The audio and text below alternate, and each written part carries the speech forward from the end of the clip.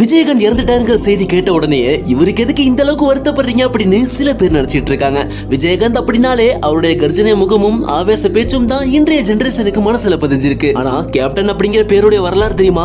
எம்ஜிஆர் காமராஜர் மறைவுக்கு பிறகு ஒரு அரசியல்வாதி இறந்ததுக்கு தமிழ்நாடே அழகுறலா மாறினது விஜயகாந்த் மரணத்துக்கு தாங்க. இன்றைய காலத்துல ஷூட்டிங் ஸ்பாட்ல நடிகர் நடிகை இயக்குநர்களுக்கு மட்டும் விருந்து சாப்பாடு, மற்ற தொழிலாளர்களுக்கெல்லாம் ஹோட்டல் சாப்பாடு அப்படின்னு இப்போ வரையும் அதான் நடந்துட்டு இருக்கு. ஆனா 1980-90களிலேயே விஜயகாந்த் தன்னுடைய ஷூட்டிங் ஸ்பாட்ல தான் சாப்பிடுற அதே விருந்துணவை தான் தன் செலவுல கீழ்மட்ட தொழிலாளர்களுக்கு வரையும் வாங்கி கொடுத்து அவங்க சாப்பிடுறத உறுதி செஞ்ச பிறகுதான் தன் சாப்பாட்டிலே கை வச்சிருக்காரு அந்த மனிதர். வாழ்நாள் முழுக்க தன்னுடைய சினிமா சொத்துக்களை சேர்த்து வைக்காம மக்களுக்கு தேடி தேடி தர்மம் கொடுத்தவர். அவர் இறக்கிறதுக்கு முன்னாடி கூட பணத்தை வீணடிச்சிடாதீங்க, இல்லாதப்பட்டவங்களுக்கும் ஏழை மக்களுக்கும் மறக்காம கொடுத்துருங்க அப்படின்னு சொன்னதுதான் அவருடைய கடைசி வார்த்தையா இருந்திருக்கு. சென்னை கோயம்பேட்டில் உள்ள விஜயகாந்த் நினைவிடத்திற்கு லிங்கன் புக் ஆஃப் ரெக்கார்ட் சார்பில் உலக சாதனை விருது வழங்கப்பட்டுள்ளது. நடிகரும் தேமுதிக தலைவருமான விஜயகாந்த் நினைவிடத்தில் நாள்தோறும் ஆயிரக்கணக்கானோர் அஞ்சலி செலுத்தி வருகின்றனர். 125 நாட்களில் 15 லட்சத்திற்கும் மேற்பட்டோர் அஞ்சலி செலுத்தியுள்ளதாக கூறப்படுகிறது. மேலும் இந்த நினைவிடத்தில் தினமும் அன்னதானமும் வழங்கப்பட்டு வருகிறது. இந்நிலையில் பார்வையாளர்களுக்கு உணவு வழங்கும் உலகின் முதல் நினைவு சின்னம் என்ற பெயரில் இந்த நினைவிடத்திற்கு உலக சாதனை விருது வழங்கப்பட்டுள்ளது.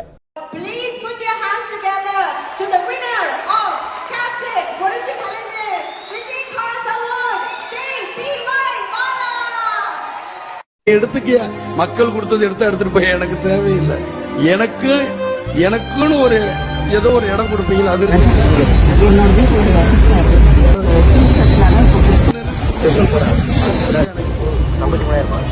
எவ்வளவு பேர் இருக்கு? இந்த 4 பேர் வந்தா ஒரு நேரம் சோறு போட மாட்டீங்க.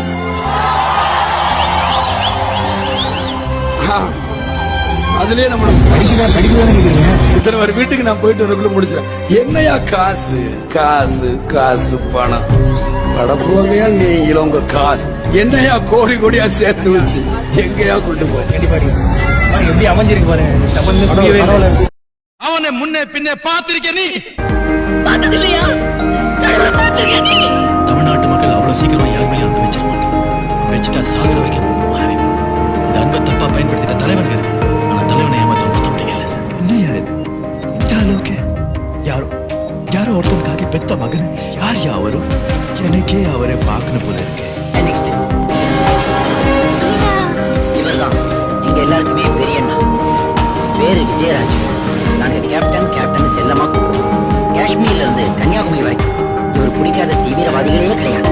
இவருடைய ஸ்பெஷாலிட்டி என்னன்னா சுவத்துல ரைட் லெக வச்சு லெப்ட் லெக்கார சொல்லிட்டி அடிப்பார். அதையே நான் ஸ்பெஷாலிட்டி கேட்கும். ஆண்டவன் நமக்கு நடு தண்டை காலு குத்துருக்கான். ஆனா அவனுக்கு ஒதுக்கத்துமே குத்துருக்கான். சொல்லிட்டு அச்சாருன்னு வச்சுக்கா.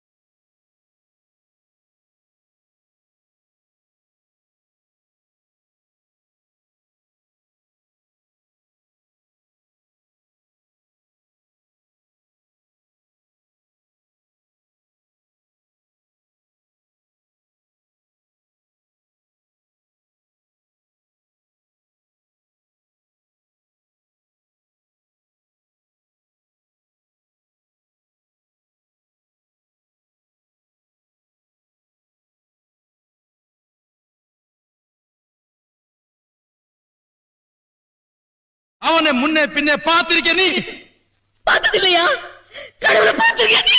தமிழ்நாட்டு மக்கள் அவ்வளவு சீக்கிரமா யார் மேலேயும் அன்பு வச்சிட மாட்டாங்க. அப்படி வச்சுட்டா சாகர வரைக்கும் அந்த அன்பு மாறவே மாறாது. இந்த அன்பை தப்பா பயன்படுத்திட்ட தலைவர்கள் இருக்காங்க. ஆனா தலைவனை ஏமாத்த ஒருத்த முடியல சார். என்னையா இது இந்த அளவுக்கு யாரோ ஒருத்தனுக்காக பெத்த மகன் யார் யாவரு எனக்கே அவரை பார்க்கணும் போல இருக்கு. நீங்க யாரு எப்படி இருப்பீங்கன்னு கூட உங்களுக்கு தெரியாது. அட்லீஸ்ட் உங்க முகம் உங்களுக்கு தெரிஞ்சா கூட நீங்க கஷ்டப்படுறதுல அர்த்தம் இருக்கு. இந்த துணியை நெசவு பண்ண தொழிலாளிய முகம் தெரியுமா உனக்கு? இன்னைக்கு நாம சாப்பிட்ட சாப்பாடை விதைச்சு அறுவடை பண்ணானே விவசாயி, அவன் முகம் தெரியுமா நமக்கு? ஆமா, கால்ல போட்டிருக்க செருப்பை தச்சானே உழைப்பாளி. அவன் முகம் தெரியுமா நமக்கு? தினந்தோறும் ஆயிரக்கணக்கான உயிர்களை பத்திரமா ஒரு இடத்துல இருந்து இன்னொரு இடத்துக்கு கொண்டு போறானே பஸ் டிரைவர், அவன் முகம் தெரியுமா நமக்கு? நாம சுகமா வாழணுங்கிறதுக்காக பனியிலையும் பாலைவனத்திலையும் தினம் தினம் செத்து மடியறாங்களே நம்ம நாட்டு ராணுவ வீரர்கள், அவங்க முகம் தெரியுமா நமக்கு? நம்ம முகம் யாருக்குமே தெரியல. நமக்கு யாருமே நன்றி சொல்லலன்னு இவங்கெல்லாம் வருத்த. பணம், எல்லாத்துக்குமே பணம். கேவலம் விளையாட்டுல கூட லஞ்சம்.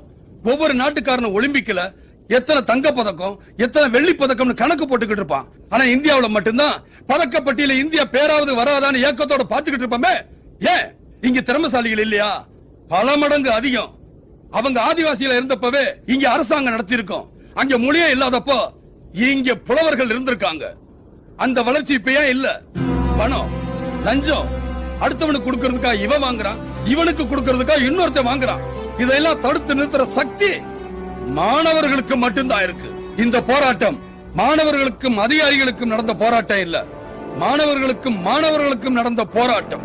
ஒரு அரசியல்வாதியோ ஒரு தீவிரவாதியோ மாணவனா இருந்திருக்கணும்னு அவசியம் இல்ல. ஆனா ஒரு அதிகாரி நிச்சயமா மாணவனா இருந்தே ஆகணும். அவர்கள் நேற்றைய மாணவர்கள், நீங்கள் நாளைய அதிகாரிகள். இங்க இருக்கிற நீங்க தான் நாளைக்கு தாசில்தார், கலெக்டர், எஸ்பி எல்லாமே. உங்க சமுதாயம் எப்படி இருக்கணும்னு நீங்க முடிவு. இந்த நேரத்துல என் அன்பான வேண்டுகோள் ஒண்ணு, இந்து, முஸ்லிம், கிறிஸ்டின் மதத்தால வேற வேறையா இருந்தாலும் மனத்தால ஒன்னா வாழ்ந்துகிட்டு இருக்கோம். அதை மாத்த நினைக்கிறாங்க. நீங்க மாறவும் கூடாது, ஏமாறவும் கூடாது. அதனால உங்களுக்குள்ளேயே ஒரு உறுதி எடுத்துக்கங்க. ஒற்றுமையில இந்தியனா இருக்கணும், உணர்வுல தமிழனா இருக்கணும், மொத்தத்துல மனுஷனா இருக்கணும். உங்கள்கிட்ட ஒரு 2 கேள்வி கேட்கலான்னு இருக்கேன். முதல் கேள்வி வந்து, நீங்க நடிகர் சங்க தலைவர் ஆனதுல இருந்து தமிழ்நாட்டில் இந்த சினிமா துறை வந்து நல்லா அருமையாக வைத்துக் கொண்டிருக்கிறீங்க. அதுக்கு வந்து ஏழைகளுக்குனா நிறைய செய்றீங்க, அதை பத்தினா ரொம்ப சந்தோஷம். அதே மாதிரி வந்து நீங்க அரசியலுக்கு வந்து இன்னும் தமிழ்நாட்டை வந்து இன்னும் மேலும் மேலும் முன்னேற்றணும்னு எங்களுடைய ஆசை. உங்களுடைய ஆசைக்கே நன்றிங்க. அதே மாதிரி நீங்க செய்யணும்னு நாங்க எதிரும் பாக்குறோம் உங்களை பத்தி. சரி, இப்போ ரஜினி சார் வரோம்னு சொல்லிட்டு இருக்காரு, ஆனா வர மாட்டாரு. ஆனா உங்களுக்குன்னு ஒரு விருப்பம் இருக்கா? வருவீங்களா? அதாவது நான் வந்து தமிழ்நாட்டுல இருக்கேனா லண்டன்ல இருக்கேனான்னு எனக்கே தெரியல. தமிழ்நாட்டுல கேட்கப்படுற கேள்விகள் இங்கேயும் கேட்கறீங்க. நான் வந்து வருவேன் அப்படின்னா வருவேன், அதுக்காக பயப்பட மாட்டேங்கிறது என்னுடைய ஆணித்தரமான கருத்து. இப்போ என்னுடைய கண்ணோட்டம் எல்லாம் சினிமாவில் தான் இருக்கு. மாதிரி சூழ்நிலை வரும்போது நான் பின்னோக்கி ஓட மாட்டேங்கிறது என்னுடைய வாதம். இதை இப்போ நேரத்தில் 99 நான் சொல்லிக்கிட்டே இருக்கேன். என்னுடைய உளவுத்துறை படத்திலிருந்து இந்த வசனங்கள் நான் சொல்லிக்கிட்டு தான் இருக்கேன். இப்போ அதிகபட்சமாக இருக்கு, அதிகபட்சமாக கேள்விகள் கேட்கப்படுறது. எல்லாரும் உங்களை பார்க்கணும், ஒரு போட்டோ வந்துருக்கு, ஷூட்டிங் இருக்கு.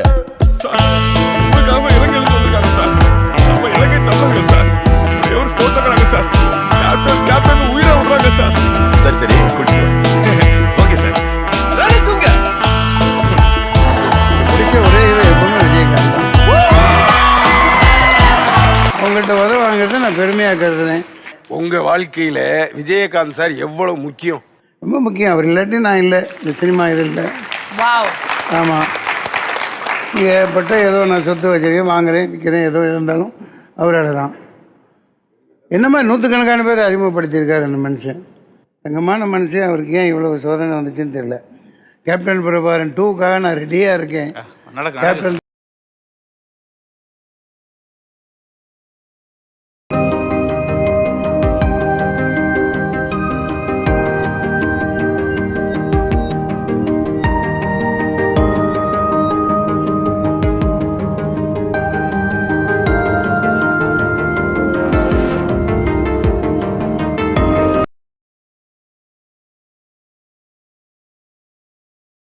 பட் நான் மறக்க முடியாதது ஒரே ஒரு விஷயம். அப்பா இறுதி ஊர்வலத்தில் எப்படி அவர் நைட் நின்று ஃபுல்லாக அவரும் கூட சந்திரசேகர் எல்லாம் நின்று அந்த அப்பா இதை ஃபுல்லாக பார்த்து 2 days பார்த்துக்கிட்டு எனக்கும் பிரபுக்கும் எந்த ஒரு பாரம் ரெஸ்பான்சிபிலிட்டி இல்லாமல் அவரே பண்ணி அந்த ஊர்வலம் நடத்தி எல்லாம் பண்ணது. I never forget him in my life for that one matter. அந்த ஒரு நாள் அந்த July 21st July 23rd அந்த ஒரு பெரிய இன்டராக்ஷன் அவர் கூட இருந்துச்சு. I thank you very much for that. Thank you mister Vijayakanth.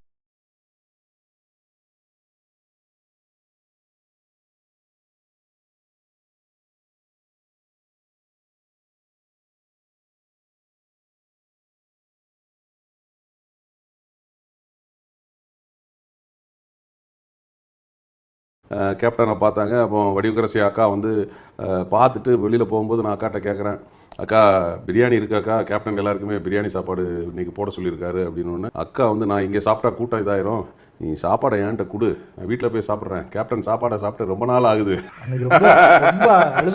ஆமாம், அதனால் அவங்க கேப்டன் சாப்பாடை நான் சாப்பிட்டு ரொம்ப நாள் ஆகுது, சாப்பாடை கொடு, நான் வீட்டில் போய் சாப்பிட்றேன்னு சொன்னாங்க. அப்போனா எந்த அளவுக்கு அவர் வந்து சாப்பாடு போட்டு அழகு பார்க்குறாரு பாருங்க. அதே மாதிரி ஒரு தடவை நான் லிவிங்ஸ்டன் ஒரு படம் ஷூட்டிங் நான் போயிருந்தேன், பொள்ளாச்சியில் ஒரு ஷூட்டிங். நம்ம ஃபைட்டர் பொன்னம்பலானன் தான் அது டைரக்ஷனு. அந்த படத்து இட்டது பட்டானால் அப்படின்னு ஒரு படம் டைட்டில். அதில் அண்ணன் லிவிங்ஸ்டன் நான் எல்லாம் நடிச்சிட்டு இருக்கும்போது அப்போ லிவிங்ஸ்டன் என்கிட்ட சொன்னார், எப்பா நான் வந்து அவர் இந்த பூந்தோட்ட காவல்காரனில் என்னை வந்து நடிக்க வச்சார். அப்புறம் மதியம் வந்து சாப்பாடு வந்து போட்டார். அப்போ தான் தெரியும் அசைவத்தில் இத்தனை வெரைட்டிஸ் இருக்கா அப்படின்னு சொல்லிட்டு நாங்களே அசந்து போயிட்டோம். எங்களுக்கு வந்து இந்த மாதிரி சாப்பாடெல்லாம் போட்டு அழகு பார்த்தவர் வந்து கேப்டன் அப்படின்னு சொல்லிட்டு அவர் சொன்னார். அவருக்கே தெரியாமல் ரஜினியை ஓரங்கட்டிய கேப்டன். கேப்டன் விஜயகாந்தும் சூப்பர் ஸ்டார் ரஜினிகாந்தும் காந்த் அப்படிங்கிற பேர் மூலமா ஒரே மாதிரி அடையாளம் காணப்பட்டாங்க. மேலும் கருப்பா இருந்த 2 பேரையும் மத்த ஸ்டேட்ல இருக்கிறவங்க எல்லாரும் அண்ணன் தம்பின்னு நினைச்சுக்கிட்டாங்களாம். கோடி ரூபாய் கொடுத்தாலும் பிற மொழி படங்கள்ல நடிக்காத கேப்டன் விளம்பரங்களையும் நடிக்க மாட்டேன்னு ஸ்ட்ரிக்டா சொல்லிட்டாராம். அதே மாதிரி negative role, play boy role, பெண்களோட மரியாதையை தவறா சித்தரிக்கிற ரோல்னு எந்த சான்ஸ் கிடைச்சாலும் உடனே பாரபட்சம் பார்க்காம நோ அப்படின்னு சொல்லி அனுப்பிடுவாராம். ஆனா அந்த டைம்ல ரஜினிகாந்த் பிளேபாயாகவும் நெகட்டிவ் ரோல்ல ஹீரோவாகவும் நடிச்சிட்டு இருந்தாரு. இதனால கேப்டன் விஜயகாந்த் அவருக்கே தெரியாம பெண்களோட மனசுல நிஜ ஹீரோவாகவே வாழ்ந்திருக்காரு. இப்பயும் அப்படித்தான் வாழ்ந்துகிட்டு இருக்காரு. இதை யாராலையும் மறுக்க முடியாது அப்படிங்கிறது நிதர்சனமான உண்மை. இது எவ்வளவோ இருக்கிறதுல ஒரு 2 முக்கியமானது. எனக்கு உடம்பு ரொம்ப சரியில்லாம ராமச்சந்திரா மெடிக்கல் ஹாஸ்பிட்டலில் நான் வந்து சுயநலம் இல்லாமல் அங்கே இருக்கும்போது நிறைய பேர், மீடியா, ரசிகர்கள், மக்கள் எல்லாருமே வந்து அங்கே ரொம்ப தொந்தரவாக இருந்தது, கண்ட்ரோலே பண்ண முடியல.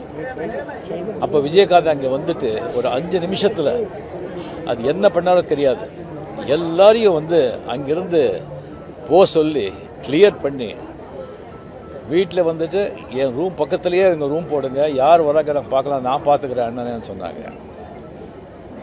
அது வந்து குடும்பத்தார் வந்து மறக்கவே முடியாது. அதே மாதிரி ஒரு வாட்டி சிங்கப்பூர், மலேசியா இந்த ஷோக்கான நடிகர் சங்கம் இந்த ஷோக்காக போகும்போது மலேசியாவில் வந்துட்டு எல்லாம் முடிச்சுட்டு வரும்போது நான் எல்லாம் பஸ்ஸில் ஏறிட்டாங்க. நான் வந்து கொஞ்சம் வரும்போது கொஞ்சம் நேரமாச்சு. ரசிகர்கள் அவங்க எல்லாமே ரொம்ப சூழ்ந்துட்டாங்க, மீடியா எல்லாமே வரவே முடியல. ஒரு 5 நிமிஷம் திண்டாடுறேன். அந்த பவுன்சர்ஸ் எல்லாம் இருக்காங்க, யாரும் ஒன்றும் பண்ண முடியல. அவர் பஸ்ஸில் வந்து பார்த்துட்டு இருக்காரு. அப்படியே இறங்கி வந்தார், இந்த டவல் போட்டு ஒரு 2 நிமிஷத்தில் எல்லாரையும் ஒரு அடித்து விரட்டி அப்படியே ஒரு பாதி ஆக்கிட்டாங்க. அப்படியே பாதி ஆக்கி அப்படியே பூ மாதிரி கொண்டு வந்து உட்கார வச்சு. வணக்கம். என்னுடைய அருமை நண்பர் அமரர் விஜயகாந்த் அவர்களுக்கு மத்திய அரசு பத்மபூஷன் விருது கொடுத்து கௌரவித்திருக்காங்க. அது நமக்கு எல்லாம் ரொம்பவும் மகிழ்ச்சி. அது மட்டும் இல்லாமல் இந்திய நாட்டின் பத்மா அவார்ட்ஸ் 24 புத்தகத்தில் அவருடைய வரலாற்றை வந்து பதிவிட்டிருக்காங்க. அது அவருடைய பேருக்கு இன்னும் பெருமை சேர்க்கிறது. விஜயகாந்த் அவர் நம்ம கூட இல்லை அப்படிங்கிறது இன்னும் என்னால் வந்து ஏற்றுக்கவே முடியல. ஒரு டக்குன்னு தோன்றி பல சாதனைகளை செஞ்சு அப்படியே மறைஞ்சிட்டாங்க. இனிமேல் விஜயகாந்த் மாதிரி ஒருத்தரை வந்து பார்க்கவே முடியாது. அவங்கள நான் ரொம்ப மிஸ் பண்ணுறேன். ஸோ ஒரு முதலில் பிறந்த ஒரு மதுரை வீரன் நம்ம கேப்டன் விஜயகாந்த் அவர்கள். அவர் நாமும் வாழ்க. வந்து அந்த யார் ஏமாத்துறான்னு வந்து அவர் 5 நிமிஷம் பேசி பார்த்தாரு. அவன் ரொம்ப திமிரா பேசிக்கிட்டே இருந்தான். அப்படியே சட்டையோட பிடிச்சி தூக்கி செவுத்து மேலே தூக்கி நான் சாத்தினார், ஒரே ஒரு சாத்து. ஏண்டா நாங்கள் இத்தனை பேர் வந்து ராத்திரி மகளமாக பாடுபட்டு உழைச்சி கொண்டாருவோம், நீ ஏமாத்திட்டு போயிருவியா காசேன்னு கேட்டார். அவன் கதர்னாடே மிஸ்டர் விஜயகாந்த் சுற்றிலும் பாருங்கள் சிசிடிவி கேமராவுக்கு போலீஸ் பார்த்தா என்ன தெரியுமான்னு கேட்டான். டே திருடுறவனுக்கே போலீஸ் வரும்னா நான் கண்டுபிடிச்சோண்டா எனக்கு எவ்வளோ போலீஸ் வரும்னு சொல்லி திருப்பி ஒரு 4 சாத்து உட்கார வச்சு எழுதி வாங்கி அத்தனை பணத்தையும் வசூல் பண்ணி அங்கேருந்து கொண்டு வந்து கடனை அடைத்தவர் கேப்டன். ஒரு சின்ன விஷயம் நான் சொல்கிறேன் பாருங்க. நான் வந்து கேப்டன் பிரபாகரன் பண்ணும்போது காட்டில் வந்து ஒரு ரோப் கட்டி ஃபைட் எடுத்துகிட்டு இருக்கோம். அது வந்து 20 அடி தூரத்து ஹைட்டில் வந்து ரோப்பில் வந்து ஒரு 60 அடிக்கு இழுத்துட்டு வரணும். மேலேருந்து பறந்து வந்து ஷூட் பண்ணுறா போல் ஷூட் பண்ண 4-5 டேக் எடுக்கும்போது அந்த கம்பி தேஞ்சி அறுந்து 20 அடியிலேருந்து கீழே விழுந்தா அது புதர் மேலே விழுந்து புதருக்கு கீழே கல் இருக்கு. கல் வந்து அவர் பம்மில் வந்து அடித்து இதுவாயிடுச்சு. உடனே என்ன பண்ணுறாரு, மாஸ்டர் வந்து பயந்து அவ்வளோன்னு ஓடி வர்றாரு. உண்மையாக ஒரு மிகப்பெரிய வலி. ஆனால் அப்படியே எழுந்து நிற்கிறார். எழுந்துட்டு அப்படியே கேன்சல் ஆகிற மாதிரி இருக்கு. அப்போ என்ன தனியாக கூப்பிட்டார். சொல்ல முடியும், எனக்கு வந்து ஒரு ஷாட் எடுத்துரு. உடனே வந்து என்னால் இப்போ நிற்க முடியாது, ஆனால் பெரிய ஷாட் எதுவும் எடுத்துடாத, ஒரு க்ளோஸப் படிச்சு நீயே அமுச்சு விட்டுட்டுனார். உடனே நான் அவர் நிற்க வச்சு படத்து தேவையே இருக்கும் இல்லை, ஒரு ஷாட் மட்டும் சார் நீங்கள் போங்க, நாங்கள் வேறு ஷாட் எடுத்துருவோன்னு. அப்புறம் சொல்கிறாரு, இல்லைப்பா எனக்கு ஏதாவது அடிபட்டுச்சுன்னு பயந்தார்னா ஸ்டன் மாஸ்டர் அப்புறம் எனக்கு நல்ல ஷாட்டை வைக்க மாட்டான், இது போல் ரிஸ்கான ஷாட்டை வைக்க மாட்டான், படம் நல்லா வராது, நம்ம வழியை வந்து அவனை காமிக்கூடாது, வெற்றி தான் நம்ம காமிக்கணும் தவிர அந்த வழி. கேப்டன் பிரபாகரன் பண்ணும்போது காட்டில் வந்து ஒரு ரோப் கட்டி ஃபைட் எடுத்துகிட்டு இருக்கோம். அது வந்து 20 அடி தூரத்து ஹைட்டில் வந்து ரோப்பில் வந்து ஒரு 60 அடிக்கு இழுத்துட்டு வரணும். மேலேருந்து பறந்து வந்து ஷூட் பண்ணுறா போல் ஷூட் பண்ண 4-5 டேக் எடுக்கும்போது அந்த கம்பி தேஞ்சி அறுந்து 20 அடியிலேருந்து கீழே விழுந்தா அது புதர் மேலே விழுந்து புதருக்கு கீழே கல் இருக்கு. கல் வந்து அவர் பம்மில் வந்து அடித்து இதுவாயிடுச்சு. உடனே என்ன பண்ணுறாரு, மாஸ்டர் வந்து பயந்து அவ்வளோன்னு ஓடி வர்றாரு. உண்மையாக ஒரு மிகப்பெரிய வலி. ஆனால் அப்படியே எழுந்து நிற்கிறார். எழுந்துட்டு அப்படியே கேன்சல் ஆகிற மாதிரி இருக்கு. அப்போ என்ன தனியாக கூப்பிட்டார். சொல்ல முடியும், எனக்கு வந்து ஒரு ஷாட் எடுத்துரு. உடனே வந்து என்னால் இப்போ நிற்க முடியாது, ஆனால் பெரிய ஷாட் எதுவும் எடுத்துடாத, ஒரு க்ளோஸப் படிச்சு நீயே அமுச்சு விட்டுட்டுனார்.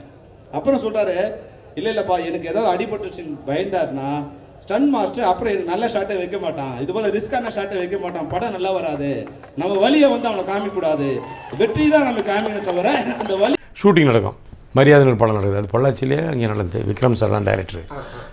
அந்த படம் நடக்கும்போது பார்த்தீங்கன்னா மீரா ஜாஸ்மின் எங்களுக்கெல்லாம் கேரவன் இருக்கும், இவருக்கும் கேரவன் இருக்கும், ஆனால் கேரவன் உட்கார மாட்டார். அம்பிகா மேடம்லாம் வருவாங்க. நேராக வந்து ஒரு ஸ்டூல் ஒன்று ஹைட் ஸ்டூல் இருக்குது, அதை போட்டு ஷூட்டிங் ஸ்பாட்டில் அப்படி உட்காந்துருப்பார். அண்ணே உள்ளே போகணும், அது பரவாயில்ல விடுப்பா, நடக்கிற வேலை நடக்குதுன்னு. அப்படி எப்படி நமக்கு எப்படி தோணும், நல்லா வெயில் வேறு அடிக்குது இல்லையா, ஒருத்தன் கொடை பிடிச்சிருப்பான், அவ்வளோதான் பேட்டு வேறு, இல்லைன்னா கொடை பிடிக்கிறவனுக்கு வாங்கி கொடை பிடிச்சி கறிப்போ. கஜேந்திரா படம் ஆரம்பிக்கிறார், அவர் ஷூட்டிங் நடந்துட்டு இருக்குது. அப்போ நான் சொல்கிறேன், என்ன இங்கே நீங்கள் கட்சி ஆரம்பிச்சிட்டிங்க, நான் கட்சியில் வந்து சேர்ந்துடுறேன், ஏன்னா எம்ஜிஆர் கட்சி ஆரம்பிக்கணும் போல. அப்போ நம்ம பெரிய ஆள் இல்லை, கொஞ்சம் போனால் கூட அவங்க மதிக்க மாட்டாங்கல்ல. இப்போ கொஞ்சம் ஒரு ஆர்டிஸ்டாக இருக்கிறதுனால அப்படியே கொஞ்சம் அரசியலுக்குள்ளே போகலாம் அப்படின்னு ஒரு ஆசையில் சொன்னோன்னே அவர் சொன்ன முதல் வார்த்தை, எதுக்கு வர்றீங்க கட்சிக்குன்னாரு. இல்லைன்னா ஏதோ ஒரு பிரச்சனைனா பாலிட்டிக்ஸ் தேவைப்படுதுன்னு சப்போர்ட்டு, நீ என் கட்சியில் சேர்ந்தேன்னா மாற்றுக் கட்சியினர் எதிர்கட்சியினர் எல்லாமே அதில் இருக்கிற ப்ரொடியூசரும் டைரக்டரும் உங்களை போல தயங்குவாங்க, அவர் கேப்டன் கட்சி ஆள்பா அப்படின்னு. அது உனக்கு தேவையில்லை, உன்னுடைய வாழ்க்கையை பாதிக்கும். ஏன்னா இப்போ நிறைய படங்கள் பண்ணிகிட்ருக்கேன், அதனால் நீ நடிக்கிறாமல் நடிச்சிட்ருக்கு, உனக்கு எதாவது பிரச்சனைனா என்கிட்ட சொல்லி நான் சால்வ் பண்ணி தரேன் அப்படின்னு. அப்படிலாம் யாருமே சொல்ல மாட்டாங்க இல்லையா, எல்லாருமே கட்சிக்கு ஆளை சேர்க்க தான் பார்ப்பாங்க. அதெல்லாம் தேவையில்லை, சந்தோஷமாக. கேமராமேனை மட்டும்தான் கேப்டன் மிரட்டுவாராம். சினிமாவில் ஸ்டன் சீன் பிரியர்களுடைய ஃபேவரட் லிஸ்ட்ல இருக்கிறது கேப்டன் விஜயகாந்தோடைய படங்கள் தான். இவரோட சேர்ந்து ஒன்ஸ் நடிச்சிட்டா அந்த வில்லன் நடிகருக்கு ஜாக்பாட் தான். அப்படி சக்சஸ் ஆனவர் தான் நடிகர் பொன்னம்பலம். கேப்டன் மறைவு தன்னை ரொம்பவே பாதிச்சிடுச்சுன்னு பேசின பொன்னம்பலம் பல சுவாரஸ்யமான தகவல்களை பகிர்ந்துகிட்டாரு. அவர் பேசும்போது ஸ்டன் சீன் எடுக்கும் போது கேப்டன் விஜயகாந்த் வேட்டியை மடிச்சு கட்டிட்டு எல்லா ஏற்பாடுகளையும் மேற்பார்வை இடுவாராம். ரோப் சரியா இருக்கா, பெட் சரியா போட்டு இருக்கான்னு கேட்பாராம். மேலும் பார்த்து பண்ணுங்கயா, கீழே விழுந்தா அடிபடும்னு ஸ்டண்ட் ஆர்டிஸ்டுகளுக்கு அட்வைஸும் பண்ணுவாராம். கடைசியா கேமராமேனை பார்த்து ஒன் மோர்லாம் கேட்கக்கூடாது, சரியா ஃபோக்கஸ் பண்ணி எடுக்கணும் அப்படின்னு ஸ்ட்ரிக்டா சொல்வாராம் கேப்டன். ஏன்னா அடிபட்டா எப்படி வலிக்கும்னு நல்லா தெரிஞ்ச கேப்டன் மற்றவங்களுக்கு அந்த கஷ்டத்தை கொடுக்க கூடாதுன்னு ரொம்பவே கவனமா இருப்பாராம். அது தானா அமைஞ்சது அந்த வரிகள் என்னுடைய கதாபாத்திரத்துக்கும். நான் அவரை பற்றி யாருமே தப்பாகவே சொல்ல முடியாது. முத்துராமன் சார் சொன்னார், ஒரு மனிதனை பற்றி எப்போ தப்பாகவே சொல்ல முடியாது, அந்த மாதிரி ஒரு கேரக்டர் யாருன்னா அது விஜயகாந்த் சார் தான். கலங்கும்போது சேரு, அது தெளியும் போது நீருன்னு எழுதினேன். இளையராஜா கூப்பிட்டு என்னையா இது வரி, இது திருக்குறள் மாதிரி இருக்குன்னார். உண்மையாகவே விஜயகாந்த் அப்படித்தான்.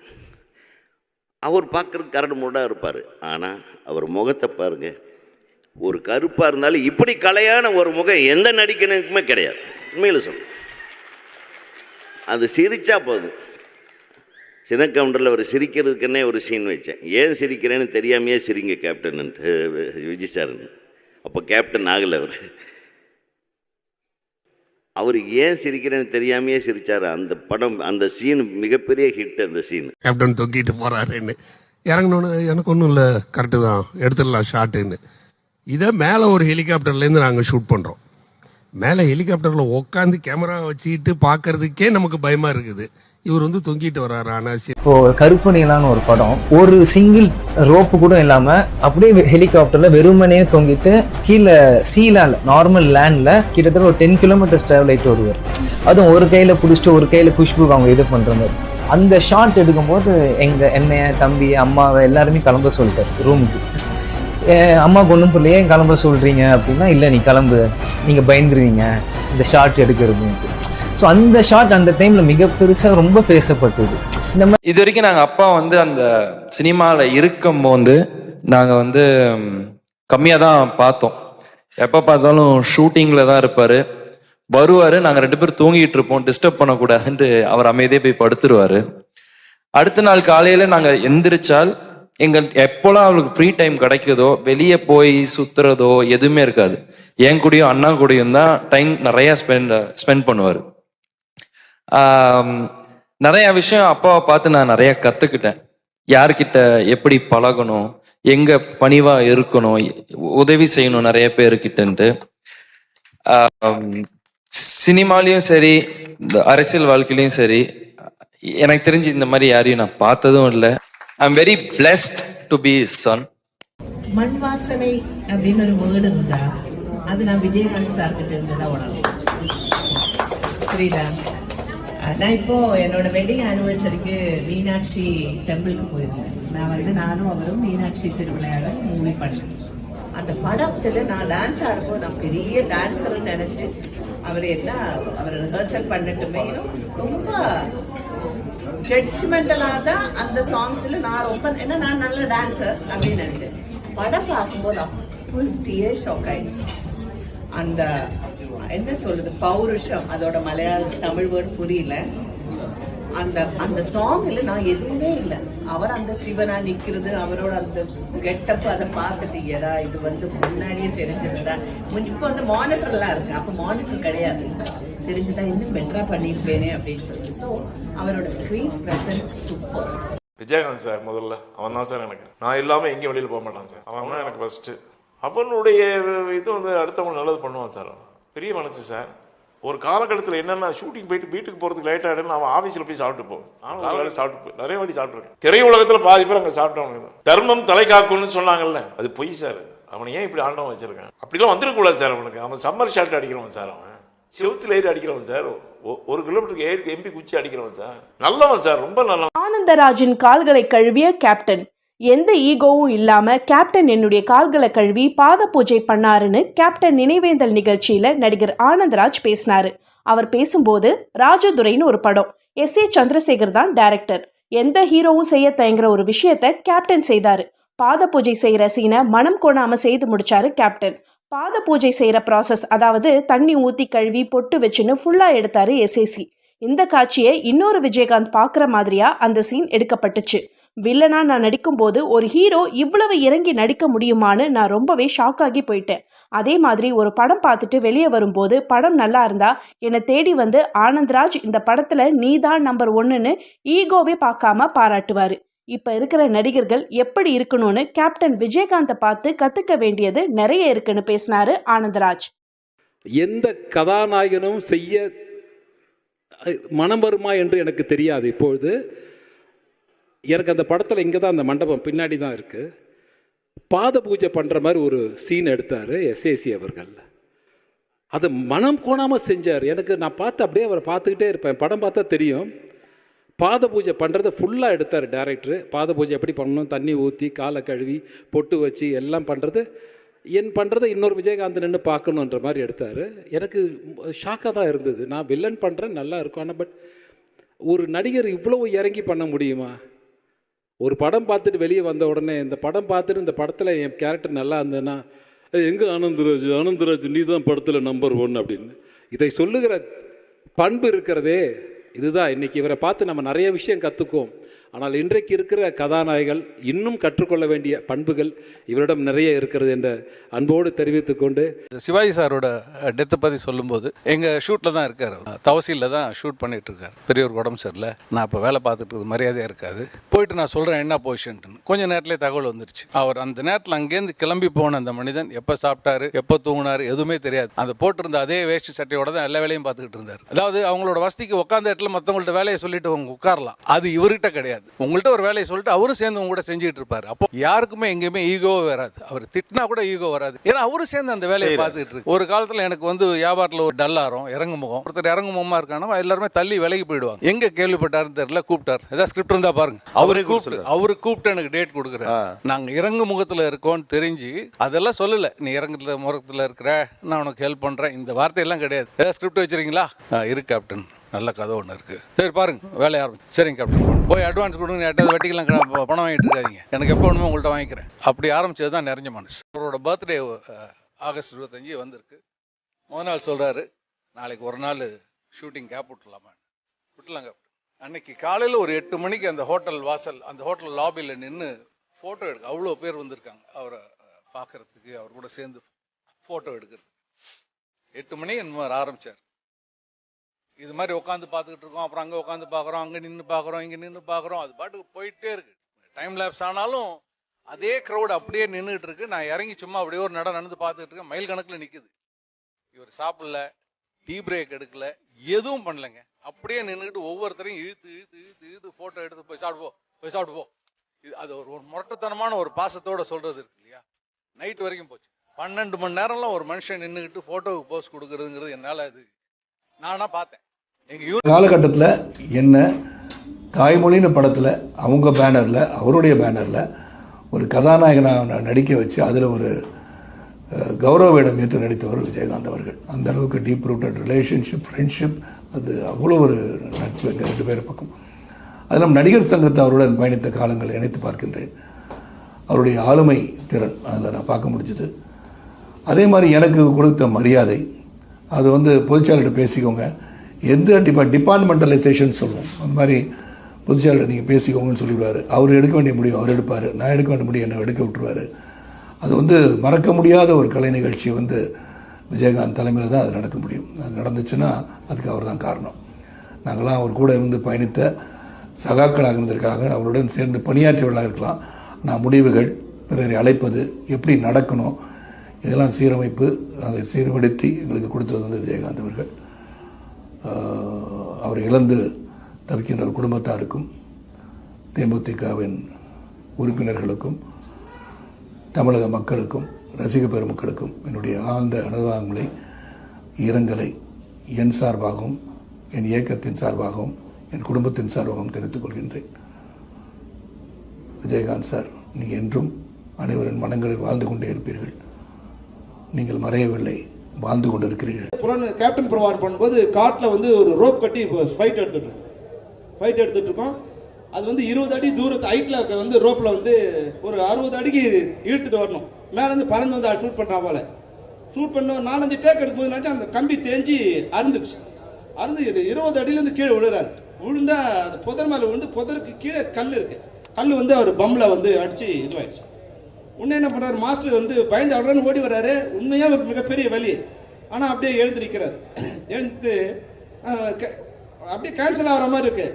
அப்போ என்னை தனியாக கூப்பிட்டார். சொல்ல முடியும், எனக்கு வந்து ஒரு சின்ன ஒரு ஷாட் எடுத்து உடனே வந்து என்னால் இப்போ நிற்க முடியாது, ஆனால் பெரிய ஷாட் எதுவும் எடுத்துடாத, ஒரு க்ளோஸப் பிடிச்சி நீயே என்ன அமுச்சு விட்டுடுனார். அப்புறம் சொல்கிறாரு, இல்லைப்பா எனக்கு ஏதாவது அடிபட்டுச்சுன்னு பயந்தார்னா ஸ்டன் மாஸ்டர் அப்புறம் எனக்கு நல்ல ஷாட்டை வைக்க மாட்டான், இது போல் ரிஸ்கான ஷாட்டை வைக்க மாட்டான், படம் நல்லா வராது, நம்ம வலியை வந்து அவனை காமிக்கக்கூடாது, வெற்றி தான் நம்ம காமிக்க தவிர அந்த வலியை காமிக்கக்கூடாது. காம்படிஷன் அந்த டைமில் யாருமே நினச்சதா எனக்கு தெரியல. Because there are days when Vijayakanth sir வந்து ஃபோன் பண்ணி சரத் ஒரு கதை கேட்டால் அது உங்களுக்கு சரியாக இருக்கும் அப்படின்வார். இப்போ சொல்லுவாங்களா எனக்கு தெரியல. எக்ஸாக்ட்லி சார், சத்யராஜ் சார் சொல்லியிருந்தாரு இன்டர்வியூல. ஏன்னா அவர் ஃபோன் பண்ணுவார், சரத் அவர் கதை கேட்டால் அது எனக்கு சரியாக இருக்காது, நீ பண்ணி அந்த படம் நல்லா இருக்கும்னு சொல்லுவார். இப்போ அப்படி விட்டு கொடுப்பானுங்க தெரியாது. யாராச்சும் ஃபோன் பண்ணி சே மணிரத்னம் ஒரு படம் பண்ணுறாரு, அந்த கதை கேட்டேன் உங்களுக்கு நல்லா இருக்கும், நான் மணிரத்னம் சொல்கிறேன், நீங்கள் அந்த படம் பண்ணுங்கன்னு சொல்லுவாங்கன்னு தெரியாது. அப்போ Vijayakanth had that heart to say that. So அந்த காண்டபடி பிரச்சனையே எங்களுக்கு கிடையாது. ஏன்னா அவர் என்ன வச்சு படம் எடுத்தார், தாய்மொழின்ற படம் வந்து அவங்க பேனரில் நான் நடித்தேன், ஹீரோவில் நடித்தேன். அவர் வந்து கடைசி வந்து அட்வைஸ் பண்ணிட்டு போகிற ஒரு கேரக்டராக நடிச்சிருப்பார் அதில். ஸோ அந்த டைமில் வந்து என்னமோ ஃபீல், இப்போ எப்படி இருக்குன்னு எனக்கு தெரியாது. பட் ஒன்றா சேர்ந்து நடிக்கிறது ப்ளஸ் தான் இன்றைக்கி இருக்கிற மார்க்கெட்ஸுக்கு. புலன் விசாரணை படம் தான் முதல்ல சந்தித்தேன். அந்த ஆஃபீஸ் போகும்போது பார்த்தீங்கன்னா அந்த சைக்கிள் ஆஃப் லைஃப், சில விஷயங்கள் எதற்காக நடக்குதுன்னு நமக்கு தெரியாது. அங்கே போய் அப்படியே பேசிகிட்டு இருந்தாங்க, என்னை பார்த்தாங்க, அஜானுபவம்லாம் இருக்காரு, கரெக்டாக இருக்கும் பேசிகிட்டு இருக்காங்க. காதில் என்ன விழிச்சுன்னா மீசை இல்லாமல் எப்படி இருப்பாருன்னு பேசிகிட்டு இருக்காங்க. அந்த 1 நிமிஷம் சார் போயிட்டு ரோஹிணி லாட்ஜ் பக்கத்தில் ஒரு சலூனில் போயிட்டு வலிச்சிட்டு இப்படி தான் சார் இருப்பேன். Very impressed. விஜயகாந்த் சாரோட ஃபைட் சீன் கிளைமேக்ஸ் புலன் விசாரணை பார்த்துருப்பீங்க நினைக்கிறேன். நான் போட்ட ஒரு அடி நினைப்பேன். நானே கேட்டேன், மாஸ்டர் என்ன மாஸ்டர் விஜய் சாரை போட்டு இப்படி அடிக்கிற மாதிரி எடுக்கிறீங்கன்னு. அவர் கேட்டால் அப்படி தாங்க அடிக்கணும், அப்போ தான் வில்லன் வந்து ஸ்ட்ராங்காக தான் ஹீரோ திருப்பி அடிக்கும் நல்லா இருக்கும்னு சொல்லி இந்த மாதிரி விட்டு கொடுக்குற மனப்பாலாம் அவர் இதெல்லாம் பாதரே பண்ணல. முடிஞ்சிச்சு படம். ஃபர்ஸ்ட் ஹாப் அவர் பார்த்தாரு, கூப்பிட்டாரு, சரத் இந்த படத்தில் உங்களுக்கு தான் பெரிய பேர் அப்படின்னு. மற்றவரை பாராட்டுவது என்பது சாதாரண விஷயம் கிடையாது. விச் இட் அதுக்கு அதோட டாப்பிங் ஆல் த திங்னா தாய்மொழி படத்தை நீங்கள் தான் ஹீரோ, நான் ப்ரொடியூசர். ஒரு காம்படிட்டராக வந்துட்டு இருக்கான்னு நினைக்கல அவர். அதானே நினச்சி பார்க்கும்போது நடிகர் சங்கத்தோட பயணிக்கும் போது I see as a different person. கோபம் உள்ள மனிதன் இல்லைன்னு சொல்ல. And his ways of handling thing. எனக்கு வாழ்வு தந்த ஒருவர் என்று சொன்னார் அந்த அன்பு நண்பர் விஜயகாந்த் அவர்கள். கேப்டன் சாப்பாடெல்லாம் அவர் கூட இருந்து நான் நிறைய வாட்டி சாப்பிட்டேன். என்னுடைய வீட்டுல ஒரு பாதி செவரே அவரு தான். நான் ஒரு சாதாரண காமெடி ஆர்டிஸ்ட், இது வரைக்கும் நான் கூட சேர்ந்து நடிக்கவே இல்லை, அது தெரியுமா? அவர் மாதிரி ஒரு நல்லவர் நான் சினிமால பார்த்ததும் கிடையாது, இனிமேல் பார்க்க போறதும் கிடையாது. இது நான் உறுதியா எங்க வேணாலும் சொல்றேன். அதே சமயத்துல அவருக்கு தான் எனக்கு தெரிஞ்சு டெக்னீஷியன்ஸ் அத்தனை பேருக்கும் லைட்மேன்லேருந்து எல்லாருக்கும் போன்விட்டா கொடுக்குறேன். இன்னும் ஆர்டிஸ்ட் என்ன சாப்பிட்றாங்களோ அவங்களும் அதை அதே மாதிரி ட்ரீட் பண்ணுவோம் அப்படின்னா நிறைய யோசிச்சுவோம். So I have lot of respect. பிடிச்ச ஒரே ஹீரோ எப்பவுமே விஜயகாந்த் தான். உங்கள்கிட்ட வர வாங்குறது நான் பெருமையாக கருதுறேன். உங்க வாழ்க்கையில விஜயகாந்த் சார் எவ்வளவு முக்கியம், ரொம்ப முக்கியம். அவர் இல்லாட்டி நான் இல்லை, இந்த சினிமா இல்லை. அவருடைய செட்டுக்கு போயாச்சுன்னா அவங்க என்ன சாப்பிடுறாங்களோ அதே சாப்பாடு தான் கடைநிலை. கண்ணுபட போதியா படம் பண்ணுறதுக்காக பொள்ளாச்சி போயிருந்தேன். இந்நேரத்துக்கு போய் ஃப்ளைட் இறங்கினேன். என்னன்னா அண்ணா வாங்கினா, இப்போ எங்கள் ஊர் பசங்க இல்லை, அண்ணா வாங்கினாங்க. இதே மூஞ்சி தான், என்ன பெரிய வித்தியாசம். 15 இயர்ஸ் இதே மூஞ்சி போய் வர்றேன். ஒரு 10 நிமிஷம் ஒன்று வெள்ளை பெயிண்ட் கொடுத்தாங்க, வாங்கி இங்கெல்லாம் அடித்தேன். இந்த பெயிண்ட் அடித்தேன், இந்த புருவத்துக்கு ஒரு வெள்ளை அடித்தேன். அப்புறம் எது தொப்பியுமே இது கொடுத்தாங்க, அது தொப்பி எடுத்து வச்சேன். அது சட்டம் அது என்னென்ன பண்ணுறீங்கன்னா அப்பா வேஷம். யாருக்கு அப்பா வேஷம்னா விஜயகாந்த். அவங்க பையமாக இருக்குது, இன்னைக்கு அப்பா வேஷம் பண்ணிடுங்க. எனக்கு மார்க்கெட் இல்லை, நான் ஹீரோயின் படம் ஓடன்னு நான் சொல்ல முடியுமா? அது எவ்வளோ வலியான விஷயம் தெரியுமா? எனக்கு தேவர் மடம் ரிலீஸ் ஆகி படம் ஓடிட்டு இருக்குது. சிவாஜி பார்க்க பசங்க வந்திருக்கானுங்க. அவன் சிவாஜி பார்க்க வந்துட்டு அவனையும் அவன் கட்டபொம்மன் அவன் கருண் நடிச்சவன். அப்போ அண்ணே தேவமன் பார்த்த பின்னிட்டேன் நான் ஒரு கெட்ட வாசிட்டார் கொன்னுடு அப்படின்னா. அப்போ அவருக்கு எப்படி வலி இருக்கும்? அது மாதிரி ராஜாவாகவே வாழ்ந்த ஒரு மனுஷன் கடைசியில் வந்து மந்திரி ஆகி சிப்பாய் நடிச்சு எப்படி இருக்கும்? அப்போ சொன்னாங்க, நீங்கள் அவரோட சின்ன பையனுக்கு நீங்கள் அங்கே அப்பா வேஷம் போடணும். நான் என்ன சொல்ல முடியும், மார்க்கெட் இல்லைப்பா, போக முடிச்சுன்னா வேறு வழி இல்லை. என்னை பொறுத்தவரை நான் ஒரு கிட்டத்தட்ட ஒரு 23 வருஷமாக இந்த துறைக்கு வந்துட்டேன். 160 படங்களுக்கு மேலே நடிச்சிட்டேன். எல்லா நடிகர்கள் கூடவும் நான் நடிச்சிட்டேன். நான் நடிக்கலைங்கிற நடிகர்கள் 1-2 பேர் வேணால் இருக்கலாம், ஆனால் பெரிய நடிகர்கள் எல்லார் கூடவுமே நான் நடிச்சிட்டேன். அப்படி நான் நடித்து பார்த்த நடிகர்களில் தன்னை மட்டுமே நம்பக்கூடிய ஒரு நடிகர், அவருக்கு வந்து இந்த நம்பர் 1 மியூசிக் டைரக்டர் தேவையில்லை, நம்பர் 1 டைரக்டர் தேவையில்லை, நம்பர் 1 ஹீரோயின் தேவையில்லை, நம்பர் 1 காமெடியன் தேவையில்லை. இன்றைக்கி நீங்கள் எந்த ஹீரோ வேணாலும் எடுத்துக்கோங்க. இன்றைக்கி கரண்டில் ஒரு 100 கோடி ரூபாய்க்கு வியாபாரம் நடக்குதுன்னா அதை 150 கோடியாக மாற்றுறதுக்கு தேவையானது சேர்த்துக்குவாங்க. அதான் இன்றைக்கி நடைமுறையில் எல்லாருமே, அது யாராக இருந்தாலும். அந்த விதத்தில் நான் பார்த்த நடிகர்களில் உண்மையான சூப்பர் ஸ்டார் யாருன்னு கேட்டால் எங்கள் அண்ணன் விஜயகாந்த் மட்டும்தான். நான் கேட்குறேன் ஏன் அப்படின்னாரு. இல்லை அவருக்கு போஸ்ட் அடிக்க சொல்றீங்க, உங்களுக்கு வேணாம். தம்பிக்கு அடி, தம்பி வளர்றப்பெல்லாம் வளரட்டும், நமக்கெல்லாம் வேண்டாம், ஒன்றும் வேண்டாம். நான் இப்பவும் சொல்கிறேன், தம்பிக்கு அடி, நான் வருவேன், சொல்லிட்டேன், நான் வருவேன், உனக்கு தெரியாதா நான் வருவேன் அப்படிங்கிறாரு. நீ எந்த உதவியும் கேட்கல, தான் ஃபர்ஸ்ட் உதவி என்கிட்ட கேட்டிருக்குது, நான் வருவேன் அப்படிங்கிறாரு. எனக்கு ஒரு நம்பிக்கை வருவார், ஏன்னா அவ்வளோ ஸ்ட்ராங்காக சொல்கிறதுனால வருவார் அப்படின்னு சொல்லி போயிட்டு விஜய்கிட்ட போய் சொன்னேன், இது மாதிரி கேட்டேன். அவரும் நான் வரேன் அப்படின்ட்டாரு. கேப்டன் வராருன்னா அவரு சொன்ன வார்த்தை, அண்ணனுக்கு போஸ்ட் கேஸ் அடிங்க, எனக்கு அடிச்சிடாதீங்க அப்படின்னாரு. 2 பேரும் அவ்வளோ அந்நியம். அப்போ நான் வந்து சரிங்க அப்படின்ட்டு வந்துட்டேன், யார்கிட்ட ஒன்றும் சொல்லக்கூடாதுன்ட்டு வந்தேன். பேப்பர்லாம் ஃபுல் பக்கம் விளம்பரம் கொடுத்தேன். கட்டவுட்லாம் விஜயகாந்த் சாருக்கு 70 அடியில் கட்டவுட் வச்சேன், அதே மாதிரி விஜய் சாருக்கும் வச்சேன். கிட்டத்தட்ட அந்த எங்கள் வீட்டிலேருந்து கிட்டத்தட்ட ஒரு 1 கிலோமீட்டருக்கு கூட்டம், 2 பேரும் வராங்கன்னு. இல்லைன்னா விஜய் வந்து 4 ராகு காலத்துக்கு முன்னாடி வரணுங்கிறக்காக 4 மணிக்கெலாம் வீட்டுக்கு முன்னாடி கொஞ்சம் தள்ளி காரில் இருந்திருக்காரு. எனக்கு ஒரு திடீர்னு ஃபைட்டர் சொன்னாங்க, சார் விஜய் கார் நிற்குது. என்ன விஜய் கார் நிற்குதா? என்னப்பா சொல்கிறாங்க? ஆமாம் நிற்குது, ரொம்ப நேரம் நிற்குது. போய் பார்த்தா உள்ளே அவரும் அவங்க ஒய்ஃபும் உட்காந்துருக்காங்க. வாங்க சார், என்ன சார் நீங்கள் அப்படின்னேன். சரி மேலே கூப்பிட்டு போய் வீட்டில் உட்கார வச்சுட்டு, இல்லை கேப்டன் வரட்டும், நேரத்தில் உட்காருங்க சொல்லிட்டு கேப்டன் வருவார் 2 மணி நேரம் எங்கள் வீட்டில் உட்காந்து விஜய் சார். ஆனால் கேப்டன் வருவாரா வரமாட்டாரான்னு எனக்கு ஒரு சின்ன டவுட் அடிச்சுக்கிட்டே இருந்துச்சு. 6 ஆச்சு. டக்குனு பார்த்தா நான் வந்து அப்போ போலீஸே வந்து கிட்ட ஒரு 100 போலீஸ் போட்டிருந்தேன். ஏன்னா கூட்டம் போட்டு அவங்களே போலீஸ் முதல்ல 10 போலீஸ் சொன்னாங்க, அப்புறம் 20, அப்புறம் 100 ஆயிடுச்சு. கூட்டம் ஏகப்பட்ட கூட்டம்ட்டு நானும் கராட்டே ட்ரெஸ்ஸில் யூனிஃபார்மில் ஒரு 100 பேர் வச்சுருந்தேன். எல்லாம் லட்டிலாம் வச்சுட்டு சேஃபாக இருக்கணும். ஏன்னா அது பெரிய மார்க்கெட்டுக்குள்ளே நான் வந்து மீட்டிங் போட்டிருக்கேன், அது பெரிய இதாக இருக்கும்ட்டு சொல்லி வச்சுருந்தேன். திடீர்னு பார்த்தா கேப்டன் வந்துட்டார். அவர் வந்து யாருக்குமே வர்றேன்னே சொல்ல, திடீர்னு வீட்டுக்குள்ளே ஏறி வர்றாரு. எப்படி வந்தாருன்னே தெரியல. மேக்கப் போட்டிருக்காரு, மேக்கப் போட்டு ஏதோ ஒரு போட்டு டக்குனு மேலே வர்றாரு, படிக்கட்டில் ஏறி வந்துகிட்டு இருக்காரு. அப்புறம் வந்த உடனே எனக்கே ஆச்சரியம், சார் நீங்கள் அண்ணன் நீங்கள் வருவீங்களா இல்லையான்னு நினைக்கல நீங்கள் வரமாட்டீங்கன்னு நினச்சேன். இவ்வளோ நேரம் ஆகி போச்சேன். சொன்னேன் இல்லை வருவேன்னா வருவேன் அப்படின்னு சொல்லிட்டு, என்ன நேரம் லேட் ஆச்சுன்னா நான் வந்து இதுக்கு மேலே 9 மணி வரைக்கும் ஷூட்டிங் முடிக்கிறத இப்பவுமே முடிச்சிட்டேன். என்னுடைய தலைமையில இன்னைக்கு அண்ணன் சூப்பர் ஸ்டார் ரஜினிகாந்த்ல இருந்து உலக நாயகன் கமலஹாசன் இருந்து இளைய தளபதி விஜயில் இருந்து, அதாவது தமிழ்நாட்டில் இருக்கிற அத்தனை நடிகர்களும் சேர்ந்து இந்த ஃபங்க்ஷன்ல கலந்துட்டு இருக்கிறாங்க. அதாவது நான் என்ன சொல்ல வரேன்னா, பெரிய பெரிய ஸ்டார்ஸ்லாம் கலந்துட்டு இருக்கிற இந்த ஃபங்க்ஷன்ல நானும் இருக்கிறத நினைச்சு நான் ரொம்ப சந்தோஷப்படுறேன்.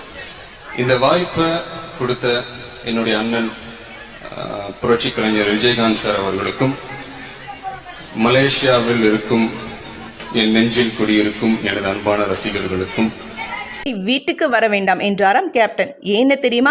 நடிகர் விஜயோட ஃபர்ஸ்ட் படமான நாளைய தீர்ப்பு பயங்கரமா ட்ரோல் செய்யப்பட்டுச்சு. இதனால கடுப்பான எஸ்ஏசி விஜய் ஒரு பெரிய ஹீரோ ஆக்கியே தீரணும்னு பல முன்னணி நடிகர்கள் கிட்ட போய் கேமியோ ரோல் பண்ண சொல்லி கேட்டார். ஆனா அவங்க எல்லாரும் எங்க தனக்கு போட்டியா விஜய் வந்துருவாரோன்னு பயந்து நோ சொல்லிட்டாங்களாம். அப்பதான் கேப்டன் கிட்ட உரிமையா கேட்க நினைச்ச எஸ்ஏசி அவருக்கு கால் பண்ணாரு. போனை எடுத்த கேப்டன் நலம் விசாரிச்சு முடிச்ச பிறகு என்ன விஷயம்னு எஸ்ஏசி கிட்ட கேட்டாரு. போன்ல சொன்னா எங்க நோ சொல்லிடுவாரோன்னு பயந்து எஸ்ஏசி இல்ல உங்களை நேர்ல பார்க்கணும், வீட்டுக்கு வரலாமான்னு கேட்டாராம். உடனே கேப்டன் வீட்டுக்கு வர வேண்டாம் இருங்க நான் கூப்பிடுறேன்னு சொல்லி காலை கட் பண்ணிட்டாரு. கொஞ்ச நேரத்துக்கெல்லாம் எஸ்ஏசி வீட்டில் போய் நின்ன கேப்டன் அவரோட ஆசையும் நிறைவேற்றி வச்சாரு. தன்னோட லைஃப்ல டேர்னிங் பாயிண்டா இருந்த எஸ்ஏசிக்கு மரியாதை கொடுக்க தான் அவரை நேர்ல போய் பார்த்தாரு கேப்டன். மேலும் சம்பளமே வாங்காம செந்தூர பாண்டி படத்துல நடிச்சு விஜயோட சக்சஸ்க்கு பிள்ளையார். செந்தூர பாண்டின்னு ஒரு படம் பண்ணேன். அதுல விஜயகாந்த் சாரோட சேர்ந்து நடிச்சிருக்கேன், அவரோட தம்பியை நடிச்சிருக்கேன். அந்த படத்துல விஜயனோட நடிக்கும் போது முதல்ல ரொம்ப டென்ஷனா இருந்தது. எல்லாரும் சொல்லுவாங்க இவ்வளவு பெரிய ஆர்டிஸ்டோட நடிக்கிறேன், ஜாக்கிரதையா நடிக்கணும் அப்படின்ட்டு. ஆனா அவர் வந்து என்கிட்ட ரொம்ப கேஷுவலா ரொம்ப ஜோவியலா பழகினார். குறிப்பா இந்த ஃபைட் சீன்ஸ்லாம் எடுக்கும்போது உங்களுக்கே தெரியும் அவர் எவ்வளவு பெரிய ஆக்ஷன் ஹீரோ அப்படின்ட்டு. இந்த ஃபைட் சீன்ஸ்லாம் எடுக்கும்போது என்கிட்ட ரொம்ப ரொம்ப ரிஸ்க் எடுக்காத, இந்த நேக்கோட பண்ணணும் அப்படி பண்ணணும் ரொம்ப அட்வைஸ் பண்ணார். ரொம்ப நல்லா அவர் நடிகனாகணும்னு ஆசைப்பட்டாரு. தீர்ப்புன்னு படம் எடுத்தேன், அது சரியா ஓடல. அடுத்து அவரை எப்படியாவது நடிகன் ஆக்கிடணும், விஜயகாந்தோட சேர்ந்து நடிச்சா அவர் நடிகன் ஆயிடுவாரு அப்படின்ற ஆசையில நான் விஜயகாந்த் அவர்களுக்கு போன் பண்ணேன். இது நல்லா கேட்டுக்குங்க, அவர்கிட்ட போன் பண்ணேன், டைரக்டா பேசுவேன். அந்த உரிமை எனக்கு இருந்தது, அவர் கொடுத்திருந்தார். போன் பண்ணா என்ன சார் சொல்லுங்க சார், எங்க விஜய் இருக்கிறேன், வீட்டுல இருக்கிறேன், ஒரு 5 நிமிஷத்துல வீட்டுக்கு வர்றேன்னு சொன்னேன். ஆனா 2 நிமிஷத்துல அவர் ஏன் வீட்டுக்கு வந்துட்டார். குளிச்சுட்டு போலாமே, நான் பாத்ரூம்ல போறேன், இவர் பெட்ரூம்குள்ள நுழையிறாரு. என்ன சார் விஷயம் சொல்லுங்க சார் அப்படின்னு. இல்ல இப்படி விஜய், என்னுடைய மகன் விஜய் ஆசைப்பட்டா அந்த படம் சரியா போகல, இன்னொரு படம் உங்களோட நடிக்கணும், எப்ப சார்? உடனே கேட்கிறாரு எப்ப சார். இல்ல நீங்க எப்ப சொல்றீங்க. நடிப்பிலும் கூட பெரிய தொல்லை அவர்னால தான் நம்மளுக்கு வரும். ஏன்னா எகிரி செவுத்துலேறி அடிச்சு டூப் போடாம ரோப்பு கட்டாம இப்படி எகிரி அடிச்சாருன்னா நானும் ஹீரோவை நடிச்சிருக்கிறேன். இப்ப எங்க இந்த பிரச்சனையெல்லாம் வந்து விடியும், நம்ம தலையில தான் வந்து விடியும். 2 பேருக்கு சூப்பர் தான் மாஸ்டர் வருவாரு. என்ன இப்படி எகிரி அடிக்கணும், அப்படியெல்லாம் எப்படி மாஸ்டர் அடிக்க முடியும்? இல்ல நேத்து ஃபைட்டு அவர் விஜயகாந்த் சார் அடிச்சாரு, நீங்களும் அடிங்க. ஐயோ அவர் அடிப்பாரு, வர்ற வரைக்கும் வச்சுக்கங்க, மீதியை டூப் போட்டுருங்க மாஸ்டர் அப்படி. இல்ல ஒரு ரோப்பாவது கட்டுங்க அப்படிங்கிறது. இப்படி எல்லா விஷயத்திலையும் வந்து ஒரு தைரியசாலி, அதாவது வந்து வாழ்க்கைக்கும் சரி தொழிலுக்கும் சரி அரசியலுக்கும் சரி தைரியம் முக்கியம். வெற்றிகள் வரும் போகும் என்ன வேணாலும் ஆகும், ஆனா அந்த தைரியம் இருக்குது பாருங்க. அந்த ஈட்டின்னு ஒரு படம் முதுமலையில ஷூட்டிங், நான் தான் வில்லன், அவர் கதாநாயகன். யானை வந்து என்ன துரத்துது, இவர் வந்து என்னை காப்பாற்றணும். இப்போ என்ன முதுமலையில் அந்த ஒரு யானையை கூப்பிட்டு வந்து வைக்கிறாங்க, யானை என்ன துரத்தவே மாட்டேங்குது. இவர் யானை துரத்த மாட்டேங்குது, டைம் ஆகிட்டு இருக்குது. இவர் கூப்பிட்டு ஒரு ஐடியா சொல்கிறாரு, சத்யராஜ் வெள்ளத்தை கையில் எடுத்துக்குங்க, அதை யானை கிட்ட போய் காட்டுங்க. வெள்ளத்தை யானை பார்த்துரும். யானைக்கு கரும்பு சக்கரை வெள்ளம்னா ரொம்ப பிடிக்கும். வெள்ளத்தை யானை கிட்ட நல்லா காட்டி எஸ்டாப்ளிஷ் பண்ணிட்டீங்கன்னா நீங்கள் ஓட ஆரம்பிச்சா அது உங்களை துரத்த ஆரம்பிக்கும். ஓட ஓட வெள்ளத்தை வீசிருங்க அப்படின்னாரு. நல்ல ஐடியா விஜய். யானை துரத்த ஆரம்பிச்சதுக்கு அப்புறம் நான் வெள்ளத்தை வீசினது யானை கவனிக்காம இன்னும் வெள்ளை இவன் கையில் தான் இருக்குன்னு நினைச்சா ஏன் கதை என்ன ஆகிறது?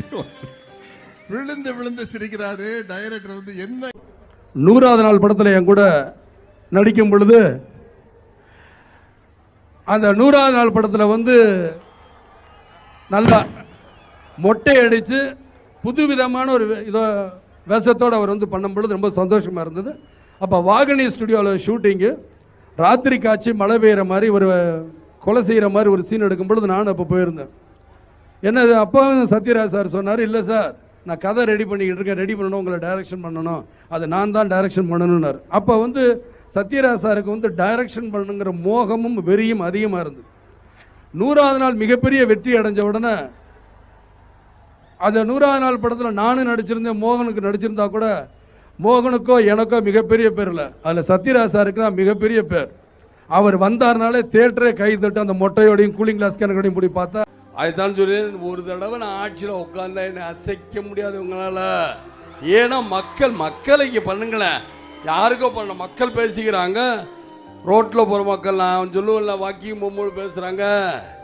எதுக்காக இந்த ஊழல்லாம்? நான் முதல் முறையாக நான் பார்த்த அரசியல் தலைவர்களில் பொது மேடையில் நீங்கள் நல்லது செஞ்சால் நான் ஏன் கட்சி ஆரம்பிச்சிருக்க போகிறேன்ற கேள்வியை எடுத்து வச்சவர் அவர். அதே போல் நீங்கள் நாளைக்கே நல்லது செய்ய என் கட்சியை கலைச்சிடுறேன் எந்த தலைவர் வரைக்கும் சொன்னது. சிலர் சொல்லுவாங்க குதிரை கட்சி, முதல் கட்சி எங்கள் கட்சி தான், தேசிய முற்போக்கு திராவிட கழகம். மதுரையில் சாதாரணமாக தெரிஞ்ச எனக்கு இந்த புகழ் வெளிச்சம், இந்த லைட் வெளிச்சம் என் முகத்தில் இருக்குன்னா இதை எனக்கு தந்தது மக்கள். அப்போ நான் மக்கள் பக்கம் தான் நிற்கணும், அதிகாரத்தின் பக்கம் நிற்கக்கூடாது. இது அவர் செஞ்சார். இந்த ஐடியாலஜி அவர் அடிக்கடி சொல்லுவார், மக்கள் தான் எனக்கு எல்லாமே. என் மக்களுக்கு நல்லது செய்யாமல் இந்த விஜயகாந்த் இருக்க மாட்டார். வாழ்ந்தான் வாழ்ந்தான் வாழ்ந்தான் இந்த விஜயகாந்த், மக்களுக்காக வாழ்ந்தாங்கிற சரித்திரம். தமிழகம் முழுவதும் பேரலையாக அவர் மீது அன்பு செலுத்தும் போது அரசு தாமாக முன்வந்து அது அரசு மரியாதையை கொடுக்கும். அப்போ அவர் பணத்தை கொண்டு இதை சேர்க்கல, அவர் அதிகாரத்துக்கு வந்து இதை சேர்க்கல, அன்பின் மூலமாக சேர்த்த. என்னையா காசு காசு காசு பணம் அடப்புவங்க நீங்களும் உங்க காசு என்னையா கோடி கோடியா சேர்த்து வச்சு எங்கயா கொண்டு போறீங்க? செத்தா கூட அருணாக்குடி அத்து விட்டு தான் உள்ளத்துக்கு கொண்டு போய் போதைக்கிறான். காசு ஒண்ணு. கேப்டன் உடனே எனக்கு நினைவுக்கு வர்றவர் விஜயகாந்த் அவர்கள். அவரோடவும் நிறைய படம் பண்ணியிருக்கிறேன். குறிப்பிட்டு சொல்லணும்னா சின்ன கவுண்டர், அது அருமையான கேரக்டர். அவங்க அம்மா ஆக்ட் பண்ணுவேன், ஆர்வி உதயகுமாரோடைய டைரக்ஷனில். என்னத்த அப்படி பார்க்குற? நான் உன் பிள்ளையாச்சே, ஆத்திரத்தோட தான் போனேன். ஆசீர்வாதம் பண்ணி போட்டு வரேன்.